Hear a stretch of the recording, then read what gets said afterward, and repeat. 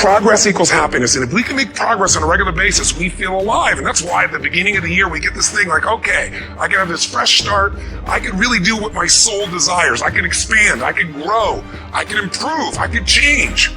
Or maybe better than change, I can progress. See, think about that. Progress is an aliveness to it, doesn't it? You don't have to work at changing. People say all the time now, well, I'm working on changing. Don't worry about it. You don't have to work on changing. Change is automatic. Your body's going to change whether you want it or not as the years go by. No matter how hard you work, there's going to be some changes going on there. The economy is going to change no matter what you want it to do. The weather's going to change. Relationships are going to change. Everything in life is always changing. We don't have to work on change. Change is automatic, but progress is not. So if you want to make real progress, then you really got to look at your life in a different way. You got to say, I got to take control of this process and not just hope it's going to work out like people do who make a resolution. You may have lost years because somebody else put you at a disadvantage, or years because of your own choices. God knows how to make up for it. He's still going to get you to where you're supposed to be. This is what happened to Joseph in the scripture. God gave him a dream that one day he would rule a nation. In this dream, he saw his brothers bowing down before him. Joseph should have used more wisdom and not told his brothers that part of the dream. Certain things you should keep to yourself.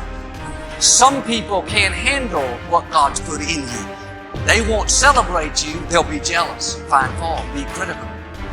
One day, Joseph went to see his 10 brothers. When he walked up, one of them said sarcastically, "Here comes the dreamer." They weren't upset because he was their father's favorite child. They weren't upset because he was wearing a coat of many colors, a coat that represents favor. They were upset because he had a dream. They were offended because he was determined to break out of the mold, to do something great, to leave his mark.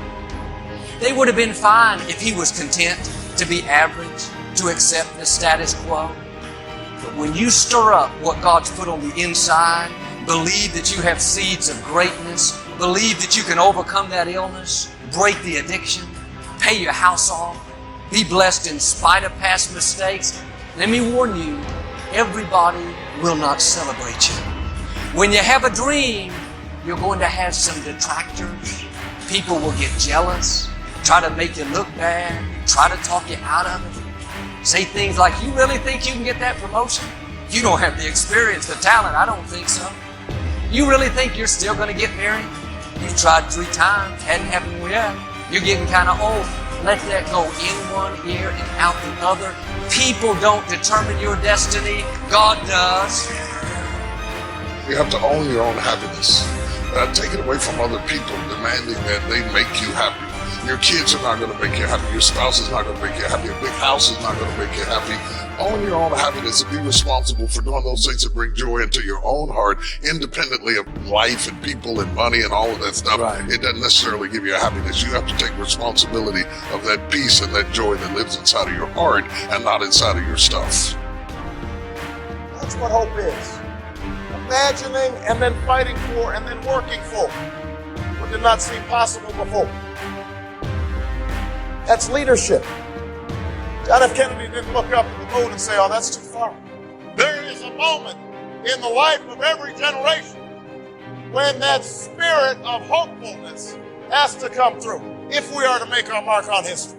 But how real is the message that you're putting out? How authentic, how valuable is the product that you have? Are you expressing yourself as fully, authentically, passionately as you possibly can? Fewer know how to sell, almost no one knows how to close. When you can close anyone at any time, it means that you have the ability to generate revenue at any moment. You can't be what you can't see. If I never meet a billionaire, I wouldn't want to be one. Because I wouldn't know what that feels like. I don't know what it looks like. I don't know what it takes. What am I good at? What do I love? What does the world need? And how do I get paid for it? To me, those 4 help you unlock your passion. I often say to people, your passion is for you, your purpose is for others. Your passion makes you happy. But when you use your passion to make a difference in someone else's life, that's a service, that's a purpose. So the question is not I can't, is either you don't want to, and that's perfectly fine. Then don't say I can't. Just say I don't want to. Decide, commit. When you say, well, I can't, does that mean you don't know how to do it? Because you could go get the how to. There's so much how to on the internet. You could go find a way. You can take a program, go to an event, learn from a mentor, do something. You have the abilities. So it has to be down that low, that literally is something in you that's at the core of your soul. But you don't find it unless you spend a lot of time with what you want to be in life. I can't give that to you. You can't give it to somebody. When you find your true passion in life, I want to be someone that I'm proud of. I want to look at myself in the mirror because I was so disappointed. That accountability mirror I talk about, I was so disappointed in what I saw every day. I didn't love myself. And I feel ultimately his heart becomes flooded with love. And I can't think of a better message as we send you off today.